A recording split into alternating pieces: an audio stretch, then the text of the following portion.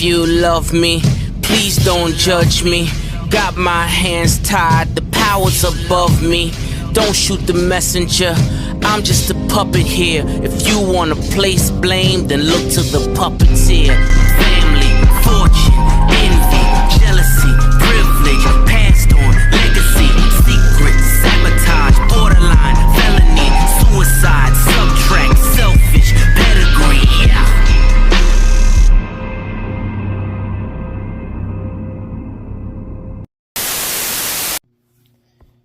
So a lot of craziness that happened at Talladega as expected. The infield parties in the infield were wild. Butthole and titties were definitely shown in the Dega infield, which that's honestly a given now because of how wild Dega is, especially with the stripper poles on the boulevard.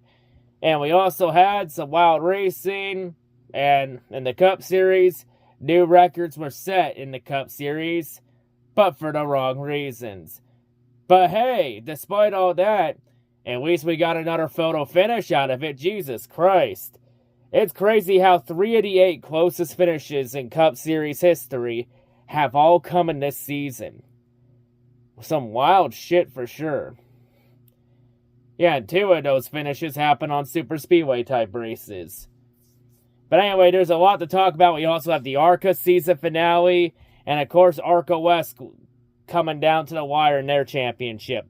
So let's take a look at all the action that happened this weekend. Starting off, we had the Truck Series race at Talladega and the first race in the round of 8 for the Truck Series chase. Why does the Truck Series have a chase again? For the 1 millionth time I ask. But anyway, this truck race, out of the 3 Dega races, this was easily the most boring of the 3. Like, I'll just say this here, the Truck Series just doesn't put on a good product on super speedways.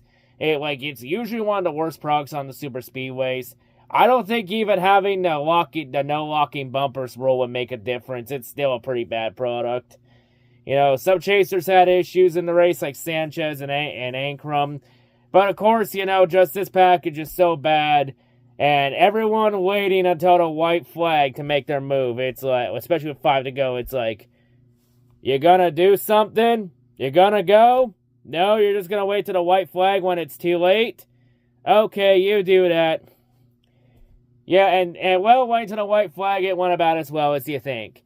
As they would end up crashing coming to the start-finish line, and that would make the race under caution, and races that end under caution are always a sin.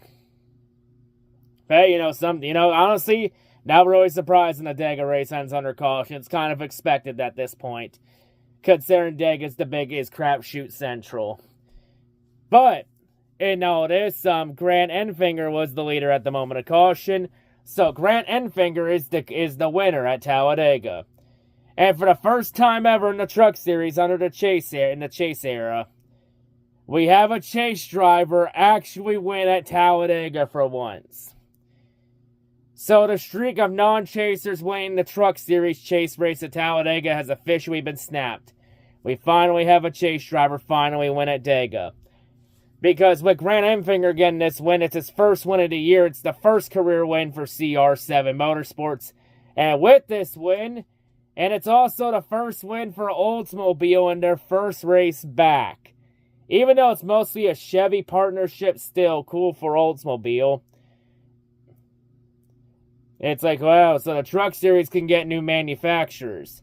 Where's this shit in the Cup Series? Oh, that's right, nobody wants to deal with the Cup Series bullshit right now. Honestly, I'm surprised everyone wants to deal with the Truck Series bullshit with trucks being about as much of a clown show as ARCA. But hey, Grant Enfinger gets his first win of the year, and that win officially punches his ticket to the championship for at Phoenix in November. So Grant Enfinger will have a shot at the Truck Series title in 5 weeks from now. So hey, congrats to Enfinger on the win. Well deserved by him, Long overdue for him to get a win. Even though it's a super speedway, glad to see him get a win finally. Especially with the CR7 team, a new team trying to make a name. So yeah, good to see that. So with Grant Enfinger winning, it means that my Final Four prediction for trucks is officially busted because I had Enfinger being eliminated in this round. Duh, man. Someday I'll get a Truck Series Final Four prediction correct. Someday. And maybe someday the Truck Series drivers will learn that you can't wait till the white flag under the Super Speedway package to make your move. Someday. Now we get to the Xfinity race at Talladega, and the Xfinity race was easily the best race at Talladega this weekend. Mainly because the stage lengths were just so short and perfect to where the field can't hang back and go half throttle like the Cup Series likes to do when they're 3 and 4 wide. They actually have to go hard the entire time and keep fighting for position to be aggressive. Which that's the kind of super speedway racing we need, not that half throttle bullshit the Cup Series like to do earlier in the season on super speedways. So that's good to see from Xfinity to drivers. Go at it here. Honestly, get rid of the locking bumpers rule in Xfinity, and I think Xfinity can really cook on super speedways. Of course, a lot of chaos. There were some incidents in the back throughout the race, but it's very small crash incidents, which involved Parker Kligerman, so Kligerman continues to take hits in the championship, in the chase standings. And of course, the Xfinity big one didn't happen until like 5 to go. It's mainly starting with Shane Van Gisbergen getting a bad shove from behind and getting forced up below the yellow line. And then a bunch of the field checked up, and then Shane got turned while below the yellow line. Seriously, how the hell do you get forced below the yellow line and still get wrecked? God damn, that's some pretty shitty luck from Shane Van Gisbergen. Fuck. Well, I mean, Shane Van Gisbergen had a good run at Kansas last week, and I guess Shane Van Gisbergen can't have more than 2 good runs in a row on ovals. So I guess he was due for a bad finish this week because of how good Kansas was. But don't worry, Shane. I mean, the bad news for Shane is he's now in a must-win situation entering the Charlotte Roval. Good news is it's a road course. And Shane Van Gisbergen is a fucking beast on road courses. And I think Shane Van Gisbergen is the best possible option that could possibly end AJ Allmendiener's undefeated streak on the Charlotte Roval. Of course, the big one will take out some other drivers like Allgaier and many others. And Allmendinger got a little damage too. So then we would go to green-white checkers in Xfinity. I mean, a green-white checkers at Talladega, man, what a very predictable and surprising outcome. Who would have fucking predicted that?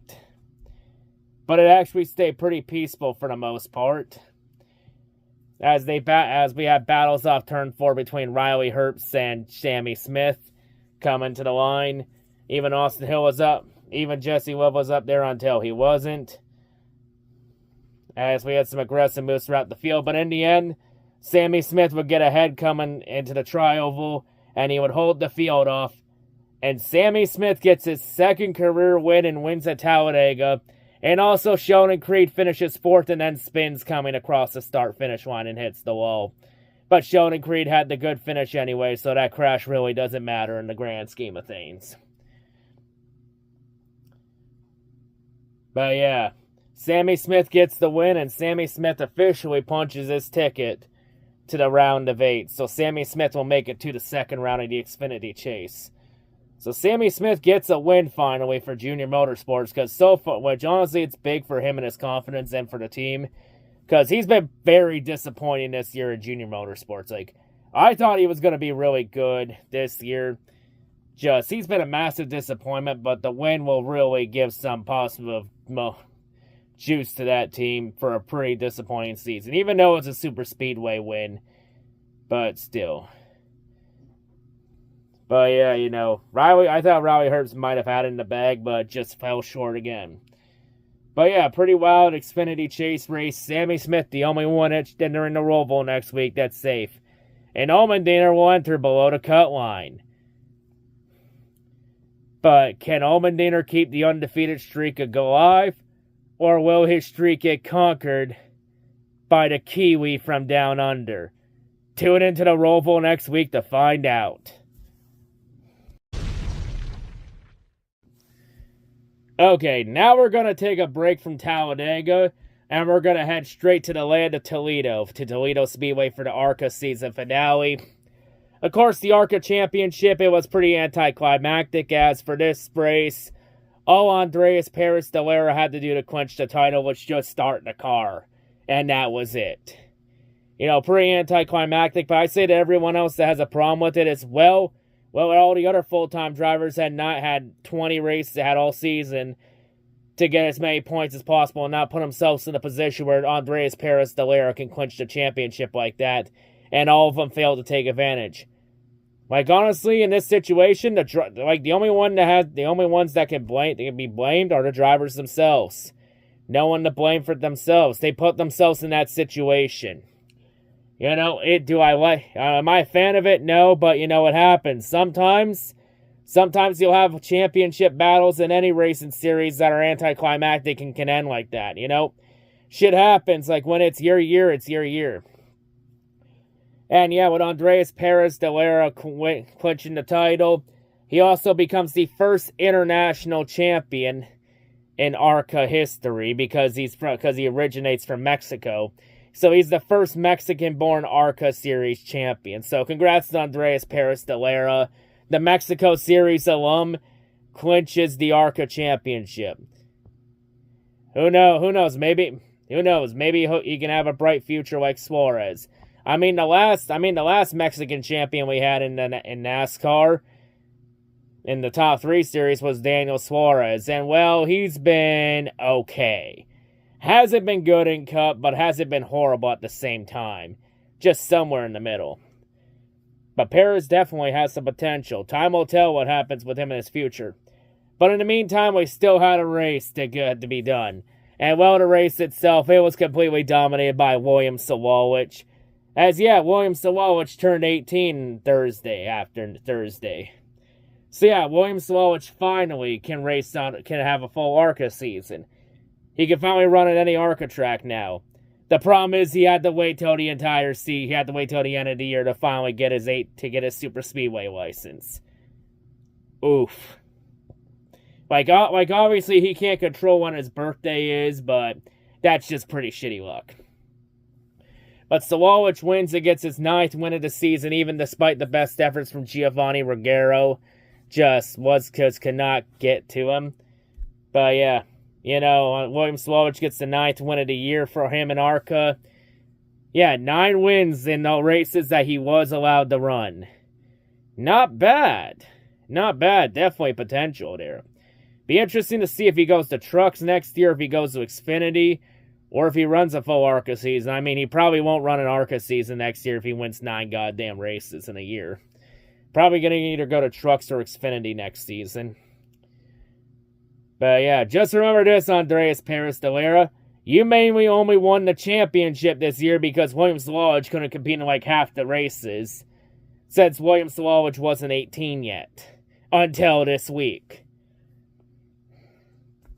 Just gonna throw that out there. Hell, William Sawalich even finished inside the top 10 in points despite missing half to 3/4 of the season because of his age. And also with Sawalich winning, it means it's for the first time ever in ARCA series in series history. All 20 races in a season were won by part-time drivers or drivers that couldn't run the full season because of their age. So no full-time driver won a race this year. And I forgot to mention one more thing. Andreas Perez de Lara won the championship this year despite not winning a single race. But he was just that flat-out consistent. But and also prayers to Amber Balkan. She had a pretty bad crash there late in the race. That was a pretty hard hit she took. Prayers to her, speedy recovery for her. That was just a pretty bad hit. Good to see her walk away from that. But and that officially wraps up the 2024 ARCA season. So another ARCA season officially in the books. We still got another ARCA series that still has yet to wrap up its championship, though. Now we turn our attention to the ARCA West race at All-American Speedway. As this race, Trevor Huddleston, he picked right back up where he left off. As it turned out last week, despite him dominating last week and proposing to his girlfriend and putting a ring on it, It turns out putting a rain on it isn't a massive distraction as some people may have thought it was. After that, Huddleston picked right back up where he left off and dominated All-American Speedway. Just nobody was on his zip code. Like, not even Eric Nascimento could get there, as Huddleston dominated the race from start to finish, and he ends up getting his second straight win. So yeah, what a week for Trevor Huddleston. He wins last week, proposes to his girlfriend, and then wins again. What a crazy 7 days it's been for Trevor Huddleston. Congratulations on all that, man. I know one certain track owner that'll be happy about Trevor Huddleston's results because, hey, at least for a certain track owner, it's not Sean Hangarini getting all that. At Sean Hangarini, he ends up finishing right behind Tyler Reif as both of them finish third and fourth respectively. And Reif only gains like 1 point on Hangarini in the championship. As right now, the championship is Sean Hangarini's to lose as we get to the last 2 races of the year. As we got Kern County coming up in 3 weeks, and then the finale at Phoenix on championship weekend. Gonna be an interesting arc of season to find out who wins this championship. Or maybe, just maybe, does Trevor Huddleston keep that momentum going and possibly play spoiler in this championship battle. These next 2 weeks are going to be pretty interesting for ARCA West. I'm looking forward to it. Now we get to the Cup Series race at Talladega. As well, this race, it was your average run-of-the-mill Talladega race. I mean, stage 1 was pretty anticlimactic. Even though the race started off with some chase drama, since Daniel Suarez and Christopher Bell were both sent to the rear of the field and had to do pass-throughs to start off for making some unapproved adjustments on the car. Beep, beep.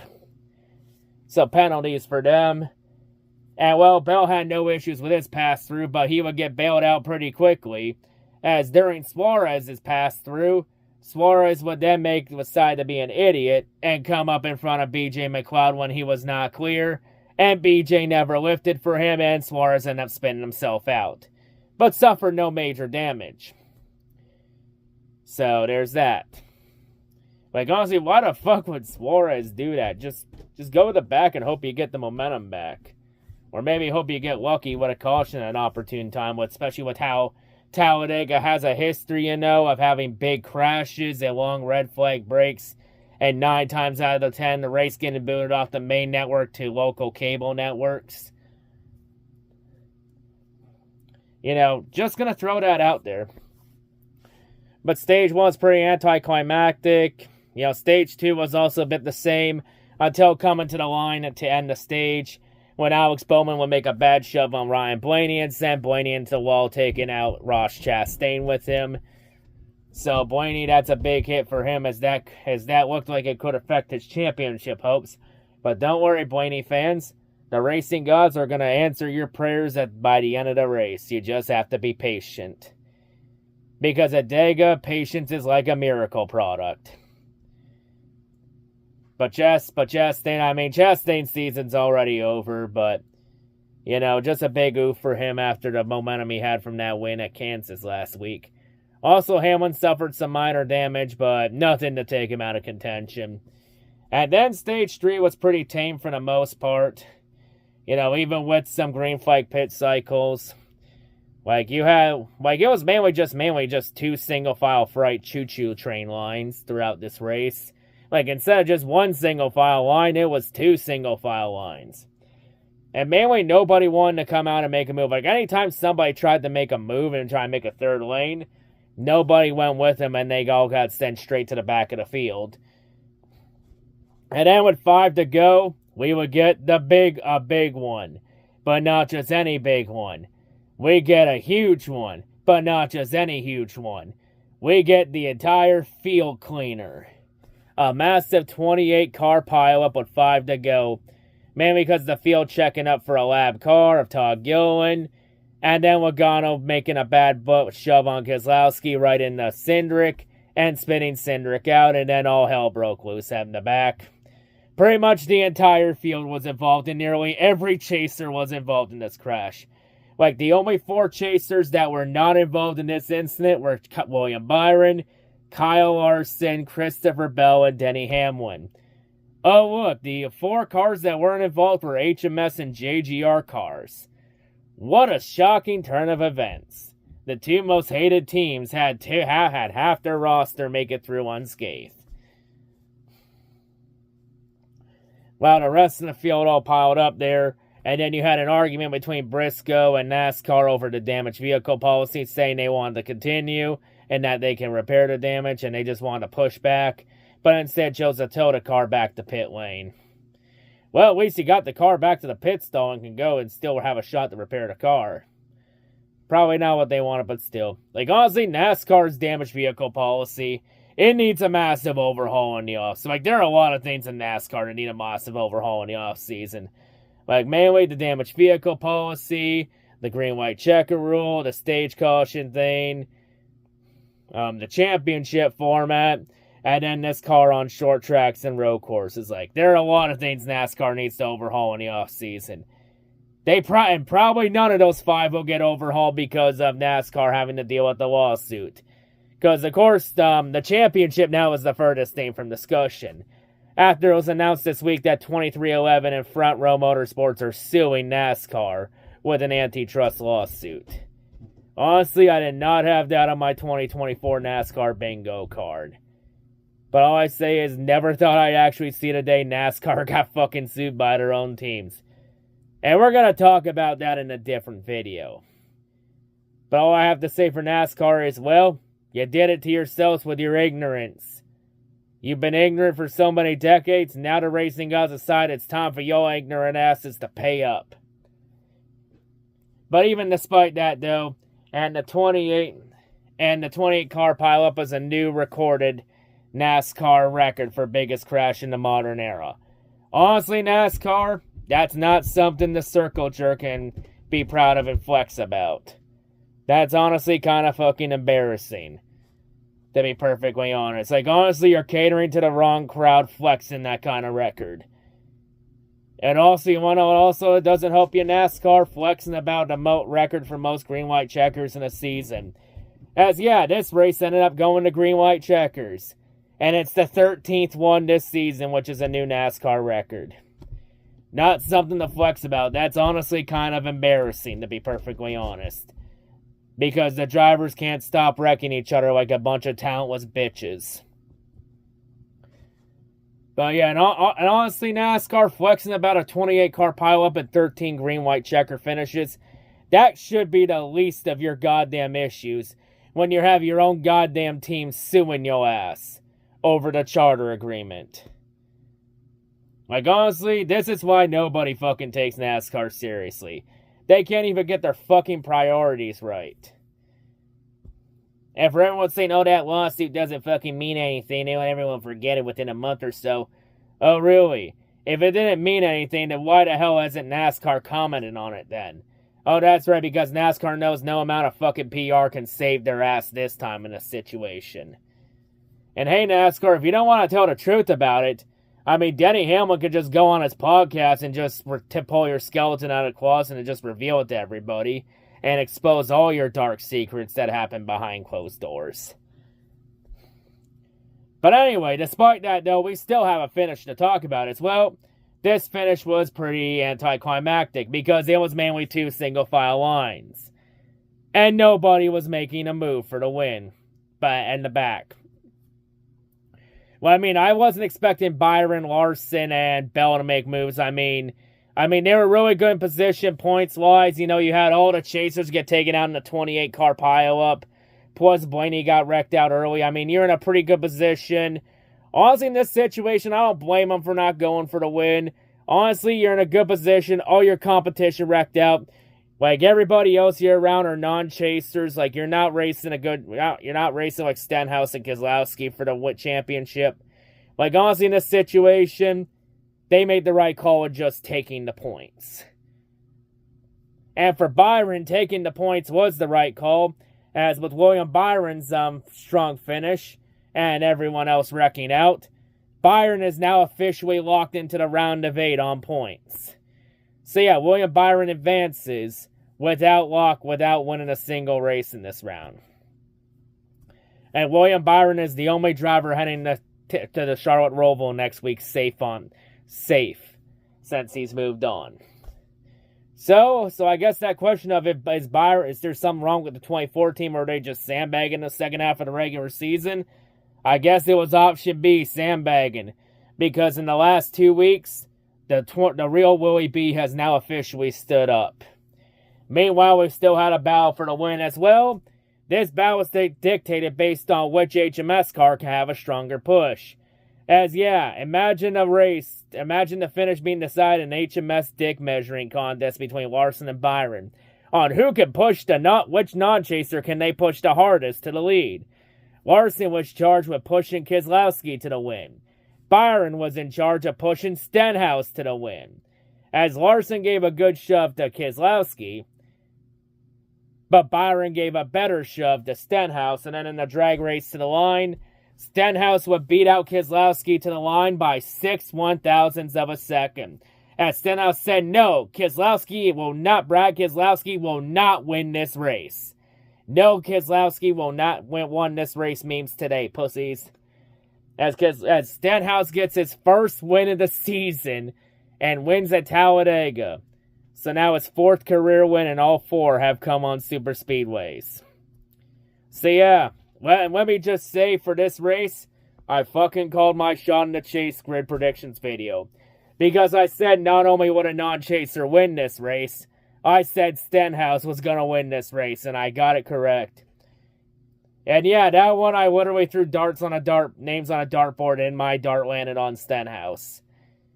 So hey, if anyone questions if the throwing names on a dartboard strategy works, well, it worked for me. But yeah, Stenhouse gets the win. Big oof for Keselowski. Keselowski almost did it. Almost got his 7th win. But of course, close doesn't mean anything unless you're playing horseshoes and hand grenades. But yeah, Stenhouse gets the win. That's now 3. So now 3 out of 5 races in the chase have been won by non-chase drivers. Why the fuck do we have the chase again? I don't know. I think there's less justification to have the chase around. I think the main reason nobody wants a season-long points format is because they're afraid of somebody pulling a Max Verstappen and bitch slapping the field and winning the championship 3 or 4 or 5 races early. And which that Verstappen bitch slapping the field argument has no more weight, considering Verstappen hasn't won a race in like 4 fucking months. Like Verstappen's last win was back in June in Spain.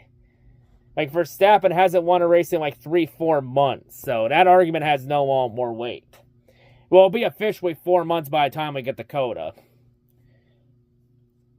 And plus, with the parity we've had with this car, no one's gonna dominate a season like Verstappen, because with Stenhouse winning, that's now our 18th different winner this season, and now that's 2 times in 3 years with this car that we've had at least 18 different winners in the season.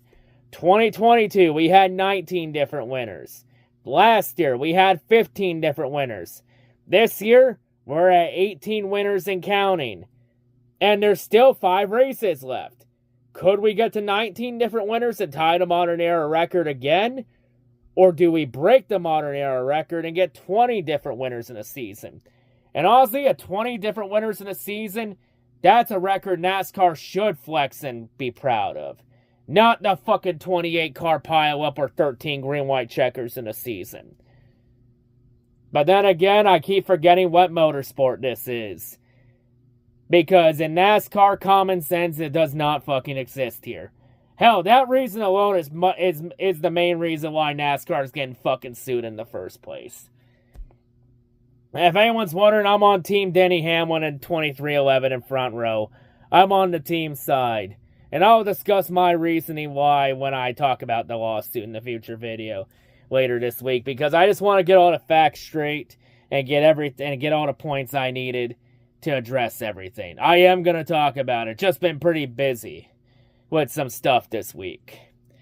But anyway, with all that out of the way now and a Talladega race out, let's take a look at the chase standings for all 3 series. For trucks, as for trucks, they're off the next 2 weeks. The next truck race is until Homestead. And, of course, Vegas and for Xfinity and Cup elimination races next week. As next week, it will be Judgment Day for Xfinity and Cup at the Charlotte Roval. So let's take a look at the chase standings for entering next week. So let's first take a look at the Truck Series Chase Grid standings after Talladega entering Homestead. So 2 races left in the round of 8. 1 spot is clinched with Grant Enfinger. We got 3 spots still up for grabs. Hyman Eckes had pretty good runs at Dega and had good points days. So they're pretty good above the cut line right now, 30 and 29 above the cut line respectively. And then the last spot is a dogfight right now. Currently, Majeski holds that last spot over Raja Karut by 5 points. Taylor Gray also in a pretty solid position, only 13 points out with 2 races to go. And then Sanchez and Ankrum, 20 and 23 out. They both got a little work to do these next 2 weeks if they want to have any shot at competing for the Truck Series title in the desert in 5 weeks from now. But that's the Truck Series Chase Grid entering Homestead in a couple weeks. Now to the Xfinity Chase Grid standings after Talladega, and I actually took the picture of these standings from my TV when I was watching the race live. So sorry if it looks a bit blurry because I took it off my TV to have better standings here. But here are where the standings are entering the cutoff race at Charlotte next week. So Sammy Smith is the only driver of safe on points, safe with the win right now and clinched in. 7 spots up for grabs next week. Chandler Smith entering 57 above the cut line. He's the only guy that's safe on points right now going in. And of course, Austin Hill and Cole Custer and Sean Green in pretty good spots in on points. But as we've seen before with some of the chaos at the Charlotte Roval, no points gap is safe. And then you got Jesse Love and Riley Herbst in pretty good spots, 15 and 13 above the cut line. So they're in pretty good positions points-wise, but they just need to have solid runs, get some stage points, stay out of trouble, and they're good. And in the last spot, Sam Mayer currently holds that 8th and final Genjutsu. Hold up, we can't use these standings anymore. They're outdated because, hold up, we have a penalty. Beep! Because Sam Mayer's car failed post-race inspection for the car being too low during inspection. So as a result, Sam Mayer has his 16th place finish at Talladega stripped, along with all his points. And Sam Mayer has officially been disqualified. And that officially changes this chase grid standing. So, how about we get rid of this and we go to the real point standings. So here we go. Here are the real standings now entering Talladega next week. So now because of Sam Mayer's disqualification, Chandler Smith now officially clinches a spot in the round of 8 on points. So now Chandler Smith and Sammy Smith, both Smiths, not related, are the only ones safe entering the Roval next week, which means now there's 6 spots up for grabs. Austin Hill and Cole Custer and Sheldon Creed are now in really good positions points-wise, as Hill and Custer are 37 points above the cut line and Creed 32 above the cut line. If they get a good amount of stage points at the Roval, they can actually clinch it on points or be in a really good position that way. Now Jesse Love and Riley Herbst are in really better positions, now 22 and 20 above the cut line. But like I said before, as we've seen at the Charlotte Roval in the past with all the chaos, no points gap is safe. But that last spot's going to be an absolute dogfight, as Allmendinger currently holds that 8th and final spot by 7 points over Justin Allgaier. And Shane Van Gisbergen, he was in a pretty much a must-win situation before the disqualification. Now, after the disqualification, he's in a much more manageable position, only 10 points below the cut line. Sammy Smith's disqualification changes his fate, as he went from being 10 points to the good to now 13 points below the cut line. And now Parker Kligerman's in a pretty solid spot in the Roval, too, only 16 below the cut line. Like, for everyone below the cut line, they're all in pretty good positions where they can make it in on points. But they all have to have solid days, and they need Allmendinger or Herbst or Love to have a bad fin, to have a struggling day at the Roval. And they probably won't get that from Allmendinger, since we all know Allmendinger's undefeated at the Roval. But keep in mind, in all 4 Allmendinger's wins at the Roval, he never had to deal with Shane Van Gisbergen in any of those 4. This time he has to deal with the Kiwi. And Kiwi has made everyone on their step their game up on the road courses. Can Allmendinger step it up? Or will Allmendinger's undefeated streak at the Roval be snapped? Tune in next Saturday to find out. And now we finally get to the Cup Series chase grid standings entering the cutoff race at Charlotte next week. So, of course, William Byron is the only driver safe on points right now. Only driver that's clinched in next round. So 7 spots up for grabs. Bell and Larson are in really good positions points-wise. I don't see either of them falling out. Like, if they get any amount of stage points, they will officially clinch their way into the round of 8. So there we go there. Hamlin in a really good position, 30 points above the cut line. Along with Bowman, 26 above the cut line, too. And even though Blaney got crashed out at the end of stage 2, he got bailed out because of all the chasers wrecking out in that massive field cleaner. And now Blaney enters 25 points above the cut line despite getting crashed out early but having all the luck plays favors. So there you go, Blaney fans. You wanted a prayer to stay alive entering the Roval. Racing God said your wish has been granted. But as we all know, at Charlotte, no points gap is safe. And then you got Reddick and Elliott holding the last 2 spots, 14 and 13 points above the cut line.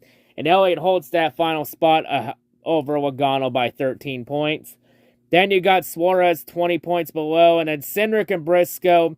Cindric and Briscoe will not make up 29 and 32 points at Charlotte. They're pretty much in must-win territory. Suarez could make up 20 points at the Roval, but he's going to need to have a strong day. We'll need a lot of help to have a shot. And Logano can make up 13 points as well, but he's going to need a strong run, and he's going to need Chase Elliott or Tyler Reddick to struggle to have any shot. But it'll be interesting to see what happens at the Charlotte Roval. And keep in mind, if Logano gets eliminated next week, then this will be the first time ever that Logano will fail to make the Final Four on an even number year. Will that streak be snapped after next Sunday? Or will Logano keep the bullshit alive? Tune in next Sunday to find out. Honestly, there's no way this chase/playoff drama can get any worse, right? Why the fuck is there a chase format? It's being implemented in the Australian Supercar Series. They didn't fucking need it. Jesus Christ, when are people gonna learn that copying and skinning NASCAR alive never ends well? Like, the chase format hasn't worked with NASCAR at all. Like, seriously, why the fuck does everyone think a playoff format is best for motorsports? Like, I'll give Australian Supercars credit with this. At least the championship round isn't a one-race winner-take-all. It's at least 3 races, and it's still decided on points, which is at least tolerable. More tolerable than the bullshit we deal in NASCAR. But still, the point still stands.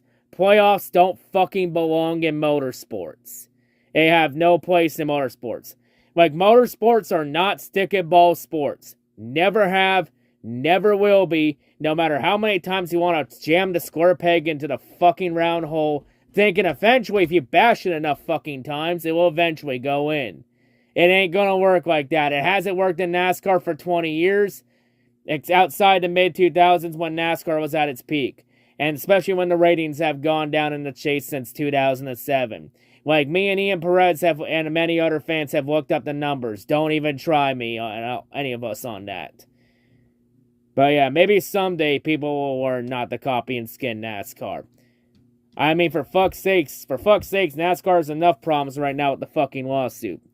Anyway, I'm done with this bullshit. I'm out. See you at Charlotte next week.